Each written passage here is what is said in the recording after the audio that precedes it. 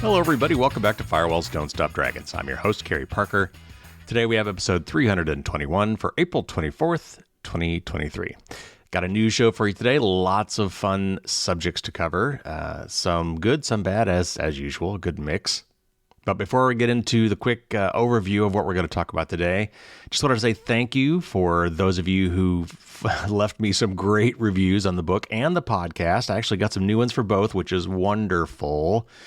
Really needed those, particularly for the book, but I needed both, and I got both. So thank you for responding to the call. Honestly, I still need more, particularly for the book. So, if you're thinking about doing it, don't call it off now just because I got a couple. I really need more. So thank you very much for the people who did leave some reviews. Again, those are really crucial to have, but I could always use more. All right, so we've got a news show for you today. Lots of articles to cover. A few really quick topics to tick off quickly. Mullvad VPN was the subject of a search warrant, and that's an interesting story, but a short one. Proton has announced a password manager. YubiCo is merging with some company I've never heard of and going public. Facebook probably owes you some money. If you are a Facebook customer here in the US, they do anyway. I'll tell you how you can get that money, though it's probably not going to be a lot. If you have an Apple HomePod, or maybe you were considering getting one, it can now actually alert you if your smoke alarm goes off, and I'll explain the case where that might be more interesting than it might sound. An Israeli spyware vendor called QuaDream, which I've never heard of, is apparently shutting down after being exposed. The U.S. and several international partners have published a Secure by Design and Secure by Default Principles document and some approaches. I want to give that a little bit of airtime. Hackers are once again using fake Chrome updates to spread malware. I'll tell you what to watch out for there. The much-hyped water plant attack wasn't an attack. It was actually user error, so it's important to set that record straight.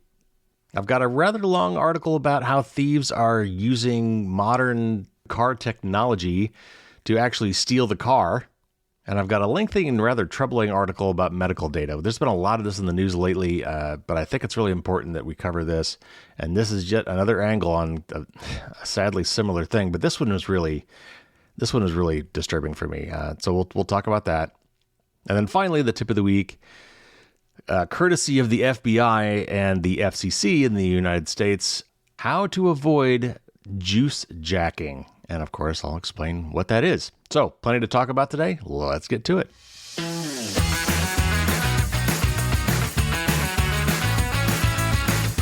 All right, first up, I have a few really quick ones. Some of these are actually just press releases, so you always have to take those a little bit of grain of salt, but it's honestly just easier just to read them and then talk about them. First up here is an interesting one from Mullvad, who is a very well-respected VPN provider. I talked about them last week or the week before in reference to their Mullvad browser. That's also very interesting. Anyway, so here's a quick press release from Mullvad. It just says, on April 18th, at least 6 police officers from the National Operations Department, or the NOA, of the Swedish police visited the Mullvad VPN office in Gothenburg, which I'm not going to try to pronounce that in Swedish. I've tried, and I do it horribly. So I'll just call it Gothenburg. Anyway, the police showed up at Gothenburg, and they intended to seize computers with customer data. In line with our policies, such customer data did not exist. We argued that they had no reason to expect to find what they were looking for, and any seizures would therefore be illegal under Swedish law. After demonstrating that this is indeed how our service works and them consulting the prosecutor, they left without taking anything and without any customer information. If they had taken something, that would not have given them access to any customer information. Mullvad have been operating our VPN service for over 14 years. This is the first time our offices have been visited with a search warrant. So that is exactly what you want to hear. For companies that say they are private, for saying they do not retain customer information, the most obvious way to prove that is when the police come up knocking on the door with the warrant, and you can basically say, I got nothing to give you. Now, in some cases, what that really means is I've got nothing I can give you that you can make sense of, because sometimes they do have information, but it's completely encrypted, but it's encrypted with keys that they don't control, which is effectively the same thing. So anyway, from a privacy standpoint, that was a good news story. Next up, Proton, the makers of Proton Mail and Proton VPN and many other Proton products have now thrown a password manager into the mix. And just briefly from their press release, today we are happy to announce another significant milestone in the growth of the Proton ecosystem with the launch of the Proton Pass beta for lifetime and visionary users. And those are in caps. Those are pricing tiers within Proton. Invites will roll out over the next week, and you'll receive an email from us on your Proton Mail email address when you are eligible. A password manager has been one of the most common requests from the Proton community ever since we first launched Proton Mail. However, while Proton Pass uses end-to-end encryption to protect your login credentials, it will be much more than a standard issue password manager. This will become clear over the next weeks and months as we prepare Proton Pass for a public launch later this year. And it goes on, actually. It talks about how this was kind of enabled by their merger or acquisition of Simple Login. And of course, we interviewed the founder of Simple Login here not that long ago on the show. And I've interviewed Andy Yen several times, actually, the CEO of Proton. So anyway, this is good news. I mean, the competition is great. May as well have more of it. Like to have options. We need to see what's going on with this to find out if it's, that much better or different from some of the other ones I recommend, like 1Password and Bitwarden. I am a little bit wary of having some of these things all built into the same app and service because, it's kind of a one-stop shop in case someone managed to get into your Proton account. Now they would have access to all of this stuff. But generally speaking, hey, the more the merrier. I'll keep you up to date on this as it rolls out. Maybe I'll actually get in on this when the time comes. I can check it out. And if it's really significant, if I think it's really that much better, I will definitely let you know. Next up, YubiCo is merging with some other weird company, and this is a press release, but let me just read briefly. It says, "We're excited to share that we have signed the intent to go public through a merger with ACQ Bure, B-U-R-E, a Swedish holding company that is currently publicly traded on NASDAQ Stockholm. We have chosen this path to continue our success to further achieve YubiCo's long-term growth and goals. This is in partnership with our existing trusted investors and board who support and are strategically aligned with this merger. The transaction is expected to be completed during the third quarter of 2023, subject to, among other things, approval by the general meeting in ACQ and YubiCo, respectively." So anyway, for those of you who use YubiCo's hardware security keys, I thought you might be interested to know that. I have no idea, honestly, what this means for the company, if it's a good thing or a bad thing. Time will tell. All right, next up, Facebook, I guess, was sued, class action lawsuit a while back for privacy violation stuff, and there was a settlement, and as part of those kind of settlements, everybody who was a Facebook user during certain periods of time will get a little bit of money. And now, so let me read this article, and it explains also how you can get your money. Facebook may not be your social media platform of choice in 2023, but if you had an active account at any point in the last 15 years or so, you may be entitled to free money. Meta, which owns Facebook and Instagram and WhatsApp, is paying out $725 million to current and former users as part of a class action settlement, the result of a handful of lawsuits related to Facebook's poor track record on data privacy.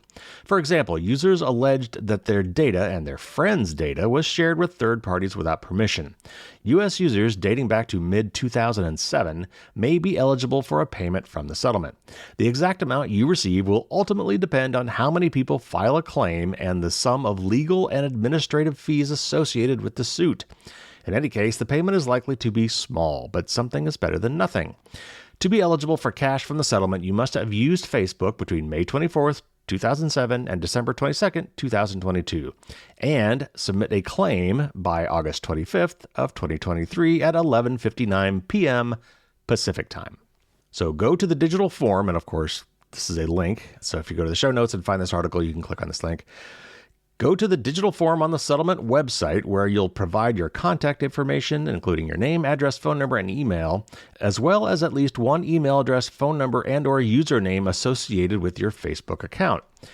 You must also attest that you are a Facebook user and residing in the U.S. between the dates I gave.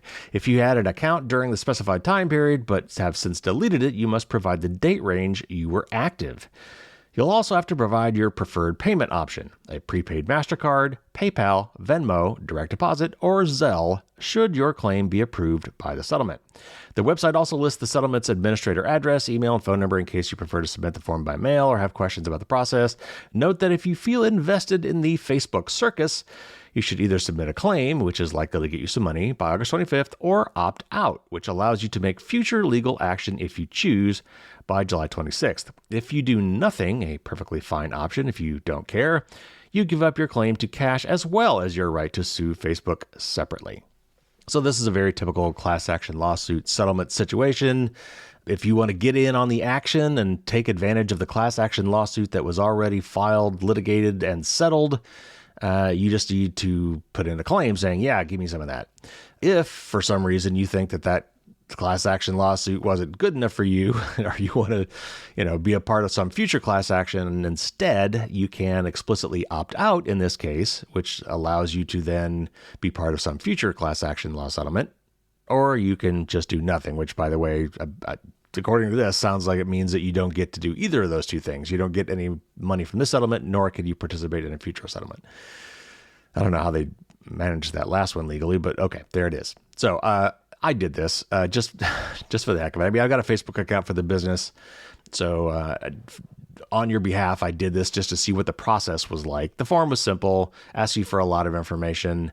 Basically, have to prove that you were a Facebook user by giving them enough information that they can find your Facebook account. You got to tell them about yourself. You got to attest to the fact that you're both a U.S. citizen and that you were a Facebook user for certain dates. But of course, I would think they would know that. And then you got to tell them how you want to get paid. I just went for a prepaid MasterCard. I don't know, direct deposit or Zelle probably would have been fine too. One downside to these prepaid MasterCards, and I've always wondered if this is true, but I'm guessing on some level it is, or at least sometimes this is true, is that when you get some of these prepaid MasterCards, they are somehow still registered to you such that whatever you buy with that prepaid MasterCard is probably sent to them somewhere for who knows what reasons. Just because capitalism, I don't know. Anyway, I don't know that that's true, but I've always kind of suspected that was true. Okay, anyway, next up.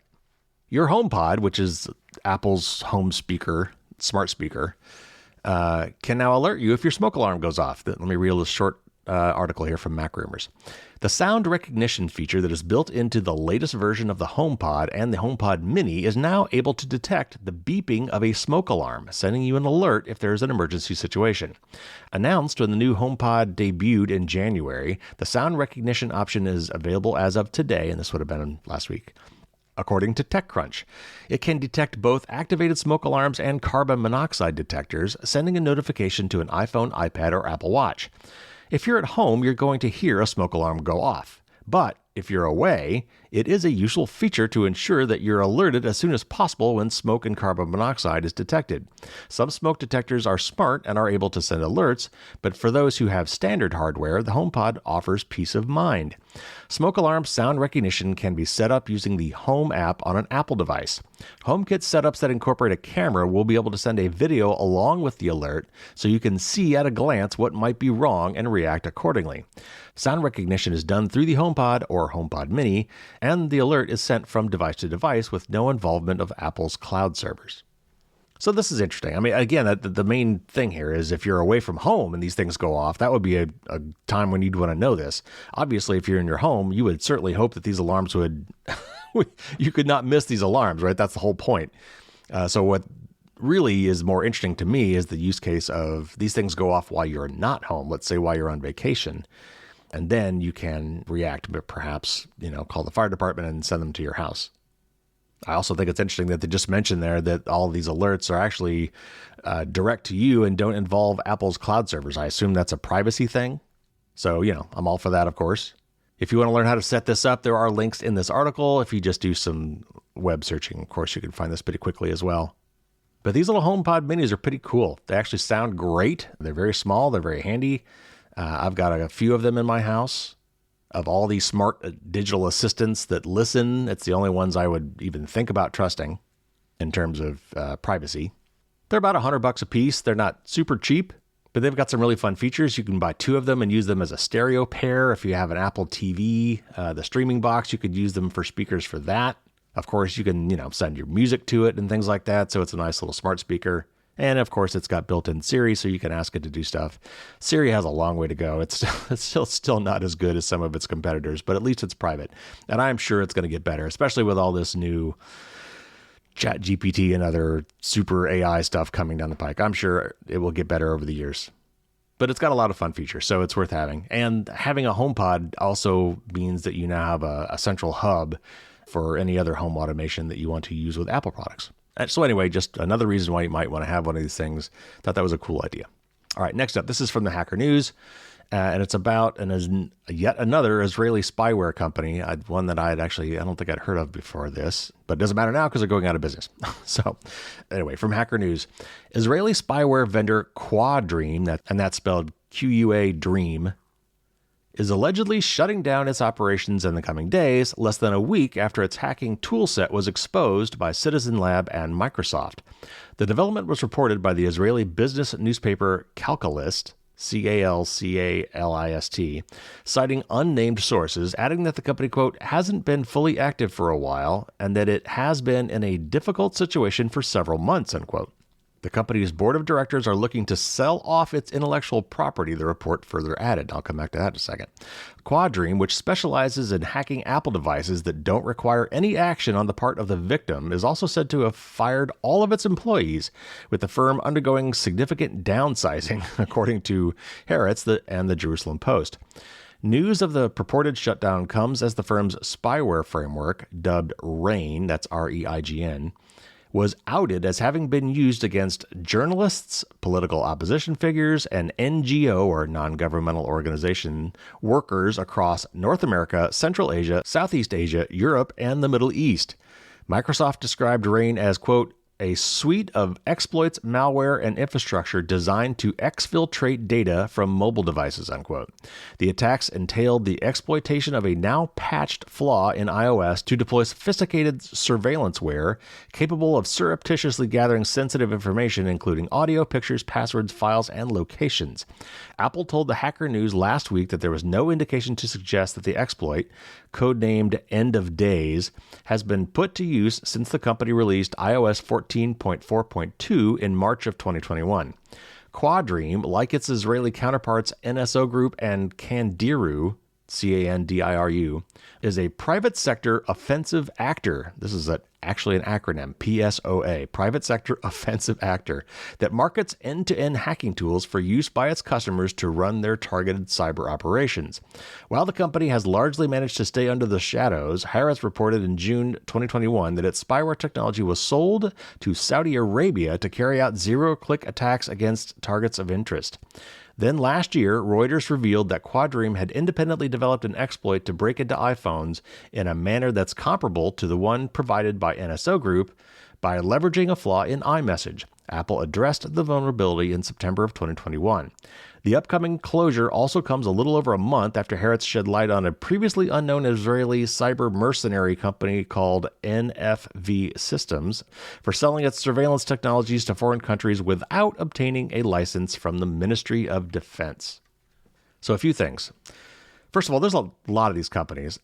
Second, there's a lot of them in Israel for some reason. My guess is somehow the Israeli government is just supporting these sorts of operations, and therefore it's a good place to be if you're a company like this. I mean, Israel's got some great technology companies anyway, but for whatever reason, a lot of these hacking companies seem to reside there. Next, purportedly the way these things work is the Israeli government says, okay, look, you can create this offensive hacking software, and by offensive here, originally I meant not defensive, but it's also rather offensive socially. But you've got to then get approval from some agency within the Israeli government in terms of who you are allowed to sell this technology to. The idea being that they only sell it to the good guys for good purposes. But it's been shown time and time again, like here, that somehow this software still ends up in the hands of repressive regimes, countries, and nation states that use it for nefarious purposes, often including targeting journalists and activists and, other people they just don't like. And then finally, So they're going out of business, and then they're going to sell their intellectual property, which is worrisome. Who are they going to sell it to? Are they going to be as discriminating and who gets to buy all this hacking stuff? Is the Israeli government going to also approve who they get to sell that stuff to? That's something a lot of us don't consider with all these companies, with any of these technologies they come up with. If we trust the original company that created it to do the right thing with that software, what happens when they go out of business or get bought out? So we have to realize that in a lot of cases that the mere existence of some of these capabilities is bad. It can be abused by people within that company who don't follow the rules because, for whatever reason. It can be exfiltrated by hackers who steal that technology and maybe unbeknownst to the company. It can end up in the wrong hands through mergers and acquisitions. Or, like in this case, it could be sold to the highest bidder at a fire sale when the company goes out of business. All right, moving on. Some more positive news here. And this is yet another positive step by the U.S. government to try to shore up our cybersecurity. And I wanted to call some attention to this. And actually, it's not just the U.S. government in this case, it's many other different governments. So let me just briefly read from this announcement from CISA, the Cybersecurity and Infrastructure Security Agency, about this new campaign to increase security. And it reads, the Cybersecurity and Infrastructure Security Agency, CISA, the Federal Bureau of Investigation, or FBI, the National Security Agency, the NSA, and cybersecurity authorities of Australia, Canada, United Kingdom, Germany, Netherlands, and New Zealand published today, quote, Shifting the Balance of Cybersecurity Risk, Principles and Approaches for Security by Design and Default, unquote. This joint guidance urges software manufacturers to take urgent steps necessary to ship products that are secure by design and by default. To create a future where technology and associated products are safe for customers, the authoring agencies urge manufacturers to revamp their design and development programs to permit only secure by design and secure by default products to be shipped to customers. This guidance, the first of its kind, is intended to catalyze progress towards further investments and cultural shifts necessary to achieve a safe and secure future. In addition to specific technical recommendations, this guidance outlines several core principles to guide software manufacturers in building software security into their design processes prior to developing, configuring, and shipping their products, including: first, take ownership of security outcomes of their technology products, shifting the burden of security from the customers. A secure configuration should be the default baseline in which products automatically enable the most important security controls needed to protect enterprises from malicious cyber actors. 2. Embrace radical transparency and accountability, for example, by ensuring vulnerability advisories and associated common vulnerability and exposure, or CVE records, are complete and accurate. And third, build the right organizational structure by providing executive-level commitment for software manufacturers to prioritize security as a critical element of product development. Now, this thing goes on. Everybody involved in this had to have a quote as part of this press release, but I just picked out two of them here. And the first one is from Abigail Bradshaw, who is the head of the Australian Cybersecurity Center. And Abigail says, quote, cybersecurity cannot be an afterthought. Consumers deserve products that are secure from the outset. Strong and ongoing engagement between government, industry, and the public is vital to putting cybersecurity at the center of the technology design process, unquote. And one more here from Rob Pope, who's the Director of Computer Emergency Response in New Zealand. And Rob says, quote, an essential read for organizations wanting to contribute to global cyber resilience. By creating products that are secure, both by design and by default, manufacturers can take much of the burden from end users. These steps are the cyber equivalent of seatbelts, simple, inbuilt default practices that keep people safe, unquote. And I like those quotes for two reasons. First of all, I completely agree that we've put way too much onus on the end user for security and privacy. And I know this is focused on security, but privacy by default and privacy by design, to me, fall right in place with this as well. We've got to make it easier. We've got to make it secure by default. And I know that's going to cause some convenience problems for some people. I know it's going to be frustrating in some cases, but it's got to be done. And the other reason I like that second quote is because it uses an analogy which I use a lot too. And that is, there's so many simple, easy things we can all be doing, some of which would never have been in place without things like government regulations, and seatbelts are one of them. All right, moving on. This is from Tom's Guide. And this is about, and I know this has happened before, this is about a case where hackers are using fake Chrome updates to spread malware. And this is a really tricky subject. So anyway, let me read the article and then I'll talk a little bit more at the end. Hackers are once again using fake Google Chrome updates as a means to infect unsuspecting users with malware.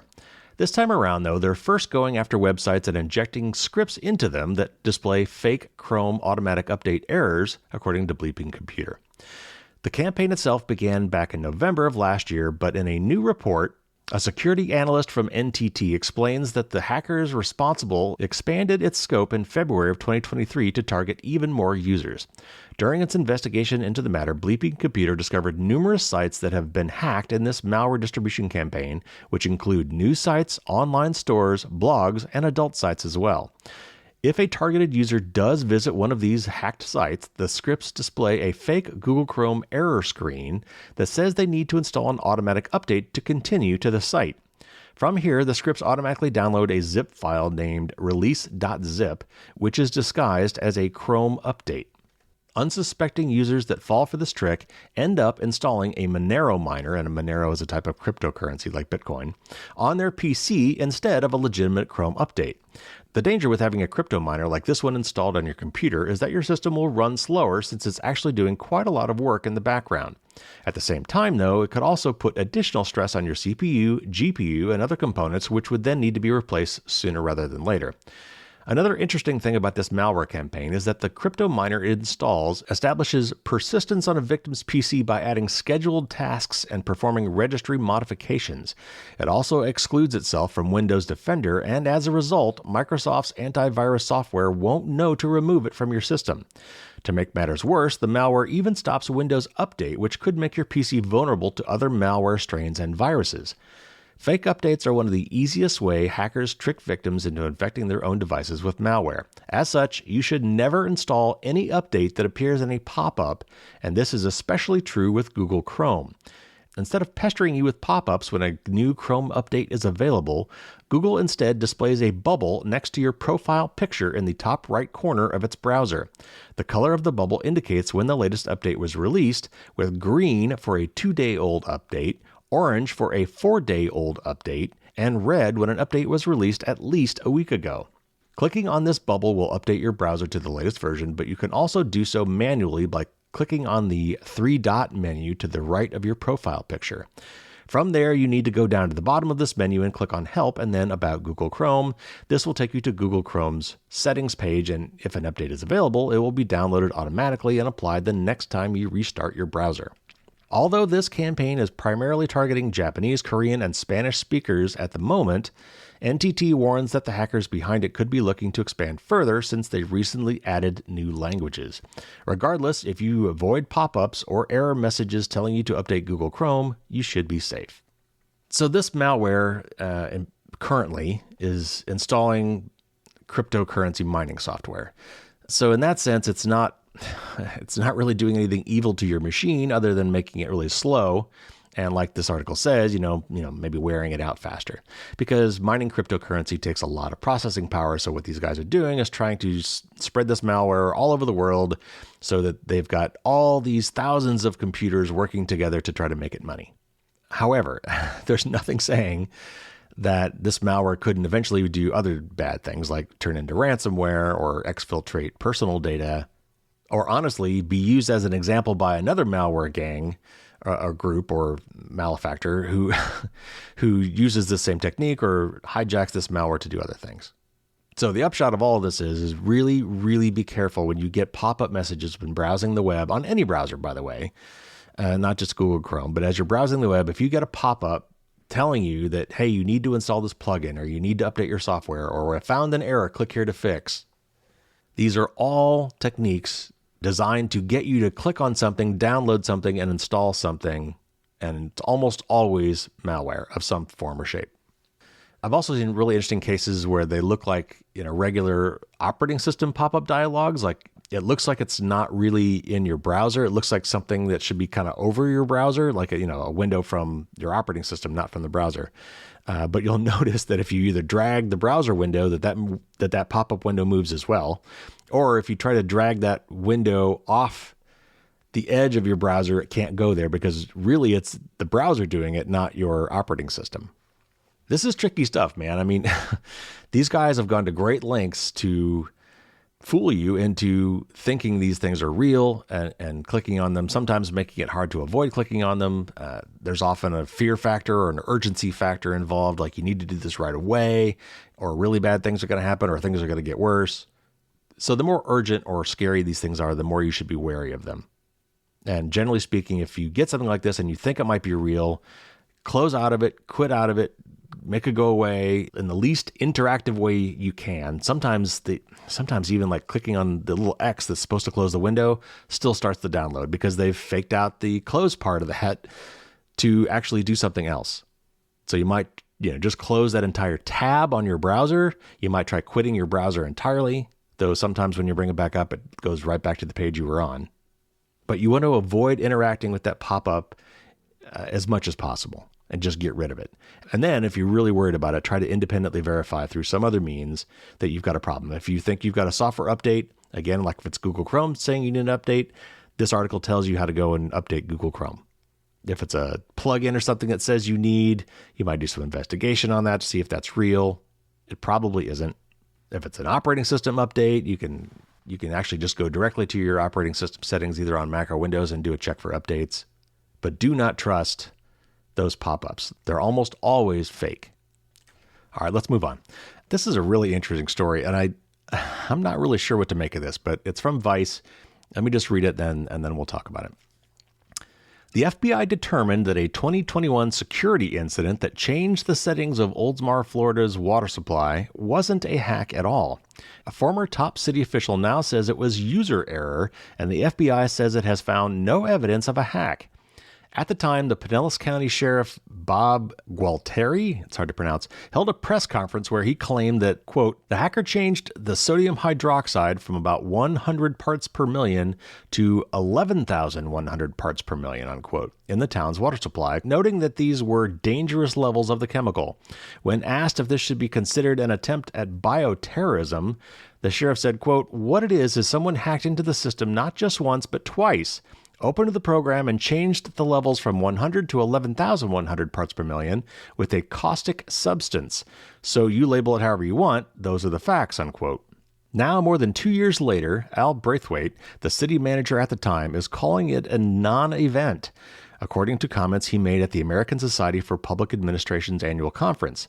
And this is a quote from Braithwaite. It says, quote, the FBI concluded there was no evidence of any access from the outside, and that it was likely the same employee that was purported to be a hero for catching it was actually banging on his keyboard, unquote. The FBI told the Tampa Bay Times that it has no evidence this was a cyber attack, and this is a quote from the FBI, quote, through the course of the investigation, the FBI was not able to confirm that this incident was initiated by a targeted cyber intrusion of Oldsmar. We have no further comment beyond this statement, unquote. This apparent non-event is notable because the supposed hack against Oldsmar has been considered one of the more significant cybersecurity events affecting an American town. It is often used as an example by cybersecurity experts of the risks that hackers pose to critical infrastructure and the tangible effect that hackers may have on the physical world. We still don't have full details of what happened in this case, but it still highlights the vulnerability of software-controlled water systems that can be accessed remotely. At the time, the city said that the hacker remotely accessed the software controls that affected the chemicals levels of the system, and it goes on a little bit. So I talked about this when it happened, and I'm sure that I've brought it up myself as an example of what could go wrong when hackers get into some of these public utility systems. So unfortunately, it turns out it didn't actually happen, at least not the way it was reported. I've heard different takes on this about what did happen, and from what I gather, it was actually pretty obvious early on that it was not a hack. I'm not sure how this got so far out of hand and how the story blew up like it did, other than I guess it's a sensationalistic story and everybody just kind of ran with it, including, I'm sure, a lot of people like me who assumed that the reporting was correct and used that as the poster child for, hey, we got to watch out for stuff like this. This is really important. See what happens when you don't protect your stuff? Okay, so Of course, that is still true. We still definitely have to protect our stuff. This could have happened. It just turns out that it didn't in this case. Now, again, the way I remember the story going was that there was an employee at this water treatment facility plant in Florida. And of course, in treating the water, they add some chemicals to it to try to kill bacteria and things like that without killing the humans downstream, almost literally. And one of these things is a chemical called sodium hydroxide, or more commonly known as lye, L-Y-E. And so they put 100 parts per million of lye into the water to help clean it up or whatever. And the story was this employee was, at his computer or whatever and noticed that on a neighboring computer, all of a sudden the mouse started moving on its own and the settings came up and the settings got changed from 100 parts per million to 11,100 parts per million, which is a lot more, potentially lethal amount of lye, sodium hydroxide in the water. And that because this person had seen it, they caught it in time and nothing bad happened. That's how I remember the story going. Apparently, what really happened was that employee actually somehow messed up and changed the settings. And so I don't know how we got from the one story to the other. I don't know if this person actually lied originally and was caught, or if someone just misheard the story and ran with it. I don't know. But apparently, none of the hacking part of that ever happened. It was just complete user error. And why it took this long, 2 years, to figure out that is the case is completely beyond me. That's the story that I want to know. I want to know why it took this long for this to happen. I want to know why this got so blown out of proportion and how all the news people, including myself, I guess, got it so wrong. But it absolutely does not change the fact that a lot of our critical infrastructure systems are capable of being accessed remotely, either by employees or former employees or rogue employees or hackers. And we definitely need to be protecting them to prevent things like this from occurring, even though this particular case turns out didn't really happen. All right, to wrap up, I've got a couple longer articles. The first one is from the Register, and it's about a very interesting technique for hacking into and stealing modern vehicles. Automotive security experts say they have uncovered a method of car theft relying on direct access to the vehicle's system bus via a smart headlamp's wiring. It all started when a Toyota RAV4 belonging to one of the tech gurus suffered suspicious damage to the front wing and headlight housing and was eventually successfully stolen. Some sleuthing and reverse engineering revealed how the motor was finally nicked. Ken Tyndall, CTO of Canis Automotive Labs, says the evidence points to thieves' successful execution of a so-called CAN injection.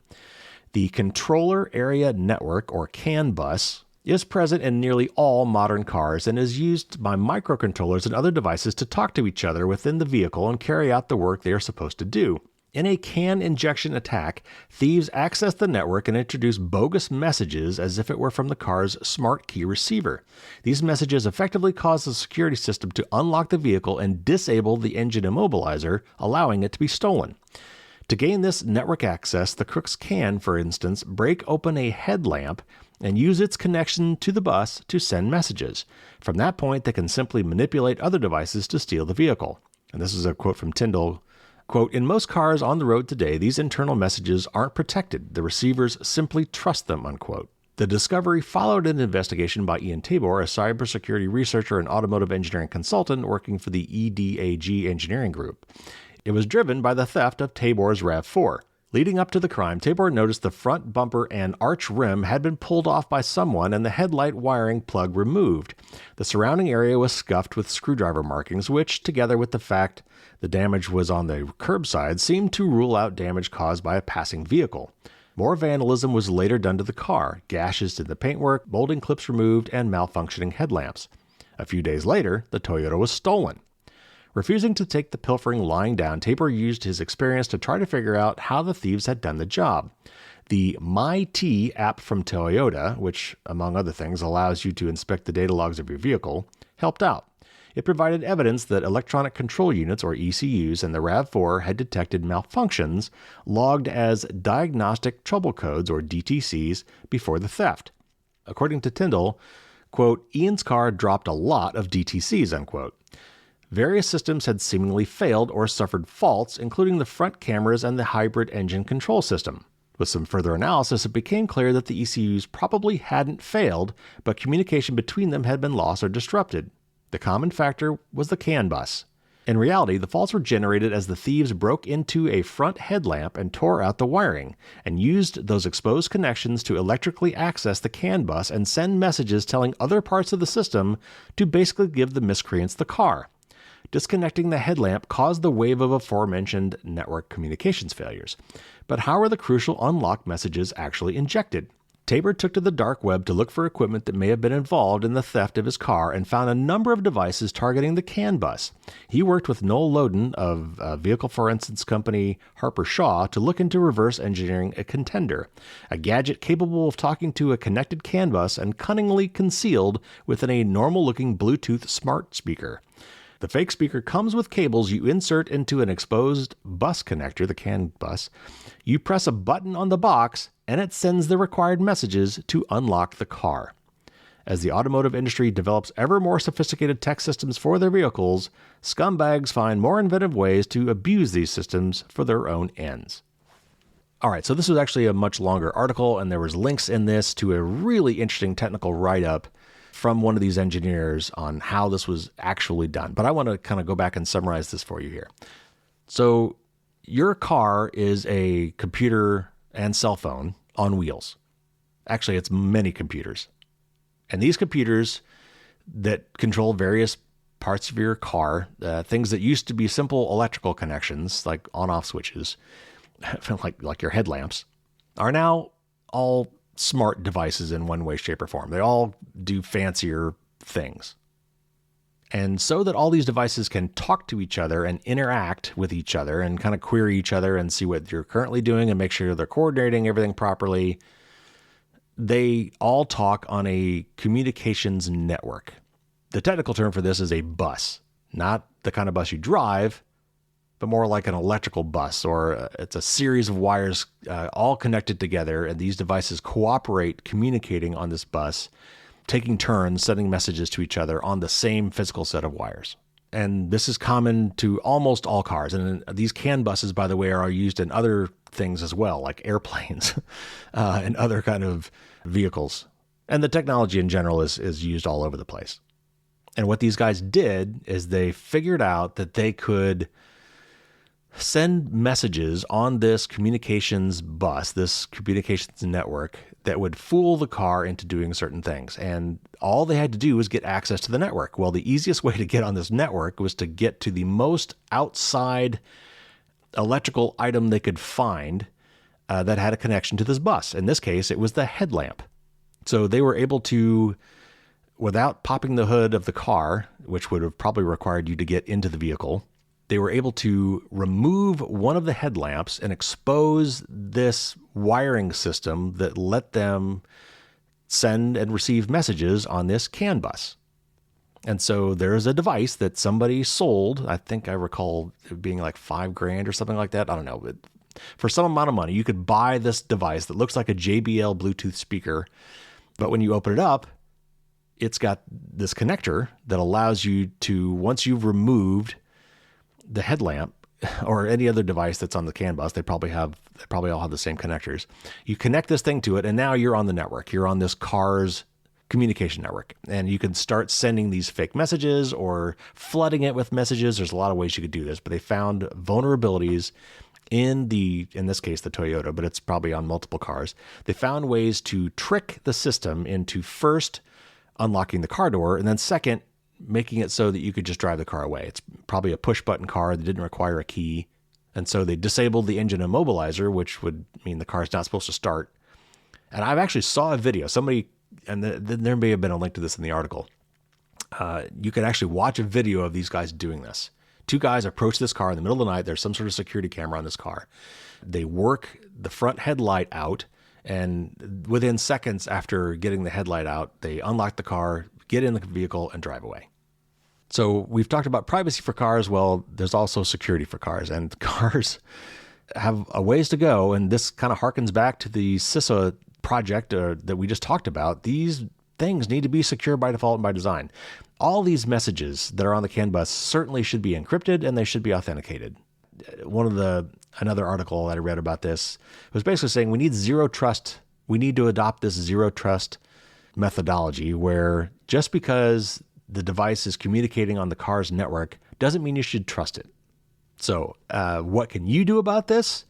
Well, be on the lookout for any notices from your vehicle manufacturer in case they want to bring your car in for a software update or some other sort of recall that might address this problem. But in the meantime, there's honestly, there's really not much you can do about this. If your car, is parked outside overnight or left in a parking lot for a long period of time, and it's a modern vehicle, this is a potential risk. So we'll see if this becomes a bigger issue, but I wanted you to be aware of it. And also just bring it up in the context of, we need to do a better job of making these fancy schmancy new tech products, including our cars, more secure by default. All right, last story, and this is a little bit of a long one, but it's really disturbing and creepy and just wrong. And again, I hate to say it, but I think the only way to stop this is with regulation. And this article really, I think, makes that clear because there were escape valves here. There were ways that the person that was affected by this, at least theoretically, could have prevented it. But in reality, the amount of money that these companies can make from doing the things they're doing is going to make it really hard for us as consumers to prevent without making it just outright illegal. All right, and this is from Stat News, which I had not heard of, but it's a little bit long, but bear with me. I care deeply about privacy, and as a professional researcher, I take meticulous notes. During my recent maternity leave, I spent most of my hands-free time trying to figure out why my doctors were trying to give my medical data away to advertisers, even after I opted out. I had 2 different providers for the duration of my pregnancy because one closed their doors before my baby arrived. Upon my arrival, the staff would hand me a tablet made by Phreesia, a company with a roughly $1.7 billion market cap, to check in.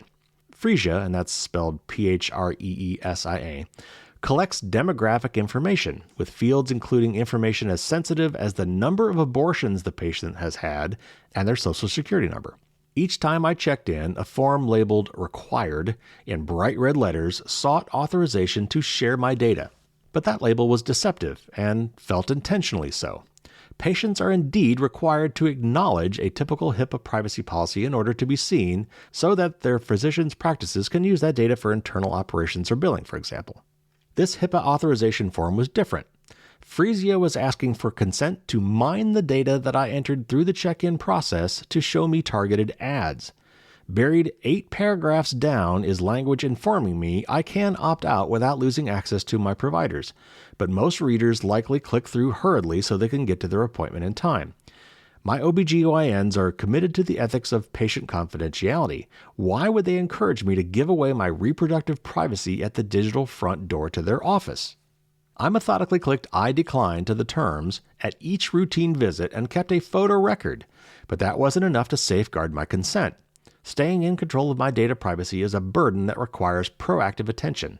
Pregnancy is exhausting, and I already had a very active toddler to run after, plus a full-time job.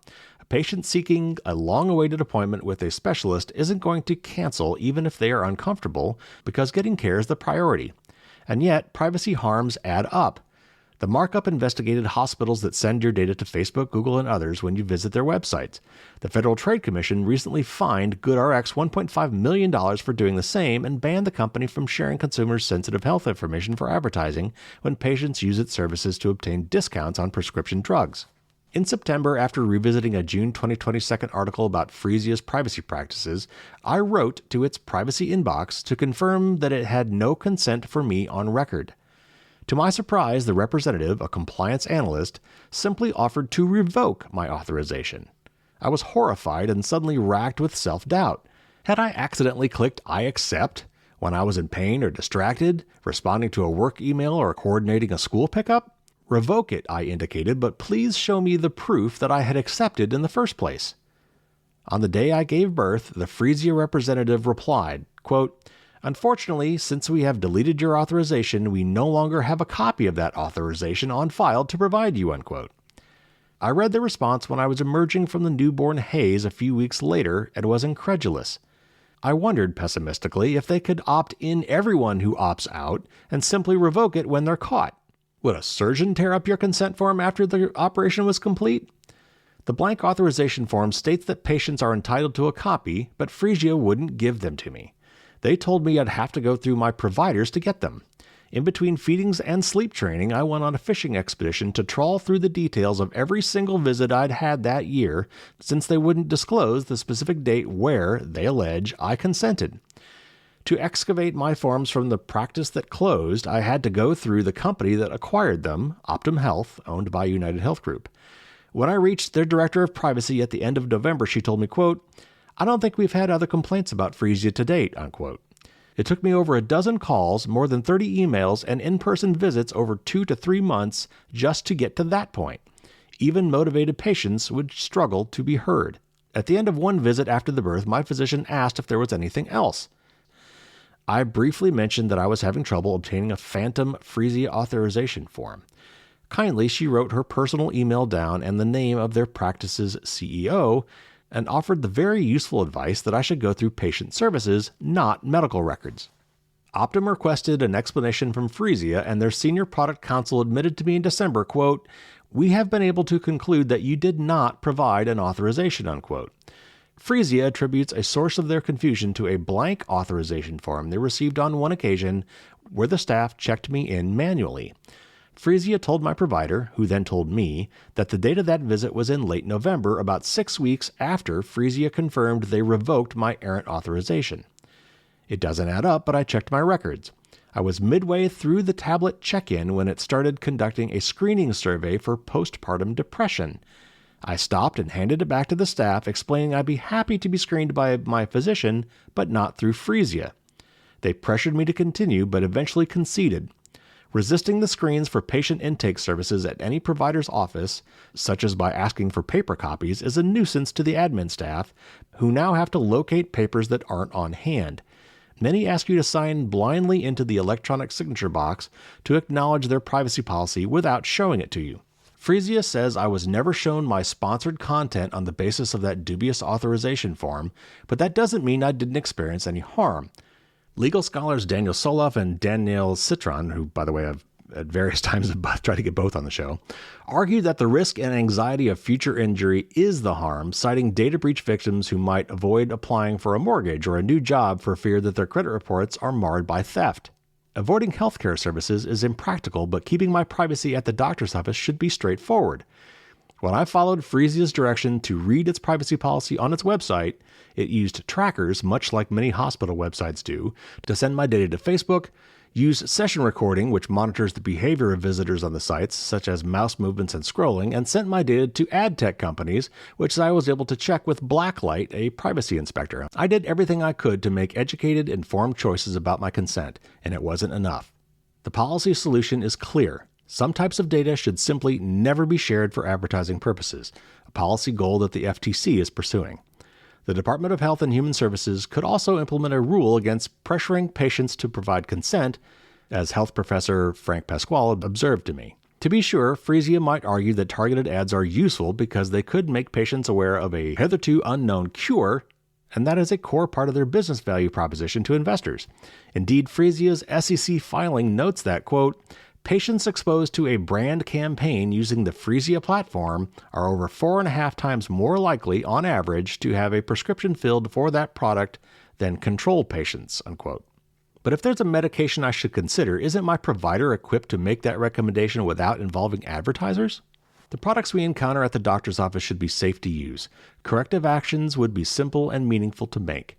Phreesia could email patients a copy of their authorization forms, for example, and the form itself should be labeled optional, not required.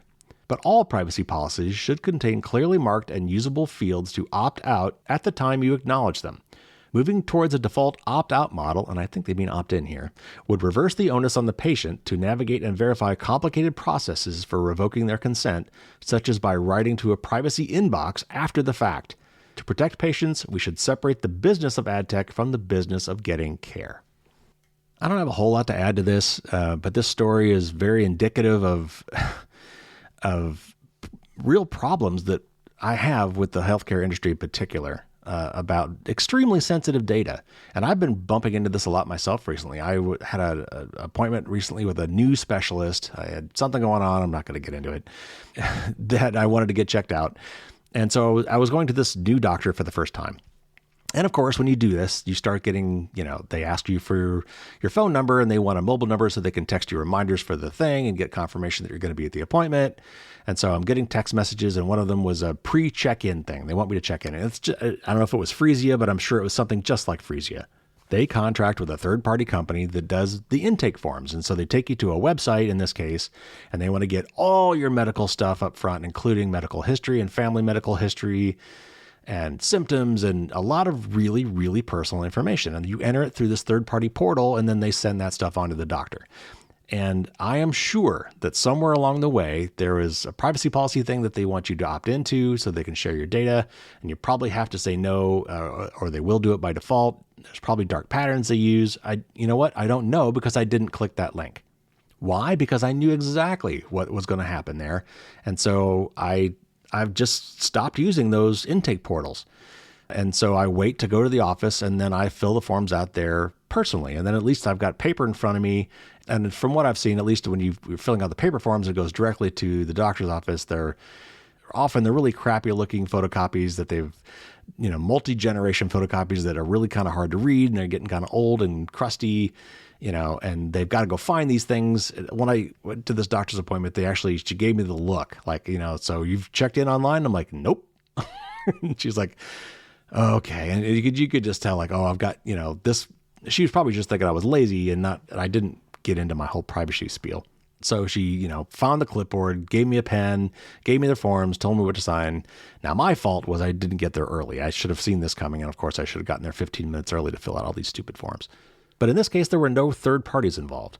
Now, what this woman was talking about is her doctor's office, and I have seen this at other doctor's offices, just give you like an iPad or a tablet. And sometimes it's mounted on a kiosk, so you got to kind of stand there to enter your information, which sucks. Apparently, what this woman found is they gave her a tablet, handed it to her, and she could go sit down with it. But it was the same kind of thing. It was an electronic intake form. And had I been presented with that, I'm not sure what I would have done. I mean, I could have asked them if I could have paper forms instead, and they'd probably have to go dig them up. But here's the thing. I shouldn't have to worry about that. I shouldn't have to go through that uncomfortable conversation with the lady at the counter who's just trying to do her job. Look, I just want this information. Just fill out the forms. We got to have them. Stop making my life difficult. We shouldn't have to worry about all this stuff. All these third-party companies that are coming in to help the doctor's office to collect this information. And, oh, by the way, as long as we're doing this, you're going to let us take this information and monetize it in other ways. Really, really, really private information. And this is a huge gaping loophole in American privacy law around healthcare stuff. All right, I will stop ranting on this topic. I've covered it many times, but this story felt kind of different, and because of my recent experience, I thought it was relevant. So don't really have time for a Dear Carrie question this week. We're already running long, but I did want to do a quick tip of the week, and this is about juice jacking. Now, I've talked about this before, but just wrote an article about this. It's the most recent article on Firewalls Don't Stop Dragons, and I want to summarize it quickly here. Our phones are crucial in our lives. We have them with us all the time. We depend on them. There are actually many things you can't do anymore if you don't have your smartphone handy. For example, if you're traveling, if you're going through the airport, a lot of our boarding passes now are on our phones. You have to scan the little QR code from your phone to get on the plane. And so it is therefore essential that these devices are charged up, that they're working. And because people carry the phones with them all over the place and they're constantly in need of maybe topping it up with a little extra juice, there has been a proliferation of public free charging ports, USB charging ports usually. These are in airports, coffee shops, fast food restaurants, hotels, even in the transportation we are on, buses, planes, taxis, Ubers. Everyone's offering, hey, you need a charge up device, just plug it in here. And either they have a cable there, like sometimes in the taxis or whatever, they actually have the cables there for you to plug in. Other places just have USB ports and you're expected to have your own cable. But I'm telling you not to do that. The article from the FBI and the FCC basically is warning you that those USB ports can be used to hack your devices. Now, is this a common thing? No, probably not. But it's so simple to avoid that you shouldn't do it. By the way, cables themselves can actually be used for hacking. And there's, if you read the article, there's a link to one from Hack5. They're legal to sell. That looks just like an Apple-made Lightning to USB cable, but built into that cable is technology to extract data and perhaps even hack your phone. And USB devices, by the way, are themselves, in many cases, computers, in that they have computer chips built into them, they have software on them, and that software can be replaced with malicious software. And in a lot of cases, it used to be that computers just blindly trusted that software, because often it was like a mouse driver or a keyboard driver or something built right into the device, so you don't have to go download it. And so, in the old days, computers would just read that and say, "Hey, thanks for the driver. Let me run that right now, so that this consumer can use that device they just plugged in." Well, that turns out to be not a good thing to do, and a lot of computers now don't do that. In fact, what you should notice now a lot, in particular like on your smartphone, is you plug your phone into some device and you will get a pop-up on your phone saying, "Hey, do you want to trust this device?" You need to pay attention when that pops up. Do not just blindly say, "Yes, okay." Like, for example, if I were plugging my phone into a public charging USB port at an airport and then it suddenly popped up that message, that means that USB port is doing more than just trying to provide power to your phone. Now, okay, let me temper that a little bit. The modern charging devices do a lot of smart charging, like how to properly and quickly charge up your battery is something that takes a little bit of negotiation between the charger and the device. So the data lines on your phone and that cable are often used to negotiate optimal charging. So if you don't use the data, then it'll just do kind of dumb charging, which might be a little slower than normal. So it is possible, I guess, that when you plug into a charging port and you see a pop-up about trusting the device, that may be triggered because it's trying to negotiate optimal charging. Nevertheless, I wouldn't do that. So this is going to take a little planning on your part, but here's what you really should do. First of all, just suck it up and buy a bunch of extra charging cables so you always have one with you no matter what. And also little charging wall nuggets, little AC adapters, things that go from the prongs that go into the mains outlet or the AC outlet and have a USB port on the back. Make sure that is yours, however, one that you own and control and one that you bought. And that the cable that you use to connect from that to your device is one that you own and one that you bought as well. You can also look into getting some really nice battery chargers. Those are great, especially for travel. Some of them actually have built-in flip-out plugs for AC outlets as well, so they can also act as a regular charging adapter. But lastly, if you really just need to travel light and you don't want to carry these bulky batteries or these bulky charging adapters, and you just want to be able to plug into some of these public ports, get yourself a power-only USB adapter or a USB cable, sometimes called a data blocking cable, or originally it was actually called a USB condom, and use that between your device and this charging port. If you get the right kind, and I usually recommend the ones from Portapow, Portapow, they actually physically, if you look at them internally, they only have 2 wires in them instead of 4. They only have the wires that connect power. They do not have the wires that connect data. So if you insist on using some dirty public port for charging, get yourself an adapter that will basically cut the data lines and only allow the power to go through. So links for all of that stuff, of course, can be found in the article. Just go to firewallsdon'tstopdragons.com and you'll get it. Of course, if you're a newsletter subscriber, it's already sitting in your inbox right now. So there you have it, everybody, your news and your tip of the week.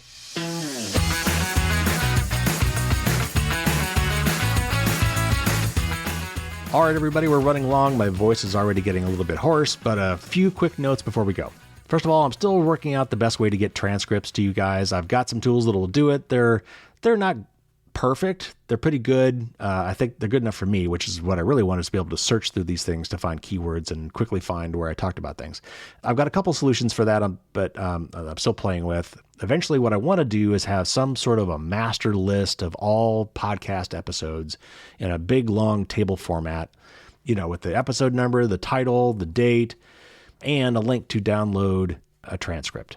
Now, obviously, I've got to go back. I've got 300 plus episodes to go through. So I will start working my way through some of those, probably reverse chronologically. But eventually, I want to have a list so that you can download the transcripts from old shows as well. I'm also still looking to do a promotion where I can give away some of my super cool Dragon Challenge coins. If you want to check out what those look like, again, go to Firewalls Don't Stop Dragons and search on challenge coins. Look at the most recent article. You'll see those super cool D20 security enhancing challenge coins. Honestly, the part I can't figure out yet is I got to figure out the shipping, because it's just so expensive to ship these things, particularly internationally. I'd love to still offer it. Maybe I could have the recipient somehow pay for the shipping, but I'm not a shipper. I don't really have a way for you to send me that money or pay for the shipping. Trying to figure that out, but I will figure it out at some point, even if I only do it for US or maybe North American listeners. But just stay tuned. I will be doing some sort of promotion so I can give away these wonderful 2.0 versions of my Dragon Challenge coins. Don't forget about the coupons. If you want to help other people with their privacy and security, I highly recommend it. That is really kind of the whole point. If you've done all these great things for yourself, help somebody else do them too. If you go to fdsd.me/coupons, you can find out all the information there and download the really cool free coupons you can give away that will help other people to, for instance, set up a password manager or lock down their home network, things like that. If you've got a burning question for me, send it to Dear Carrie at firewallsdon'tstopdragons.com. You can get more information at fdsd.me/Q&A. And if you look in the show notes, there's all sorts of other great stuff too. You can check out the Dragon merch. You can learn how to generate passphrases, find other ways to support the mission, sign up for the newsletter, all sorts of great stuff. Anyway, all in the show notes. Next week, I've got a great interview with two of the folks from the Surveillance Technology Oversight Project, or STOP, including the founder. That was a great discussion. Can't wait for you to hear that interview. And I also have an interview with one of the two authors of the recent book, Ministry of Truth, which is a really cool book. So lots of great stuff in the works. Subscribe if you haven't. That way you won't miss any of it. So that's it for this week, everybody. Stay safe out there. And until next week, as always, don't get caught with your drawbridge down.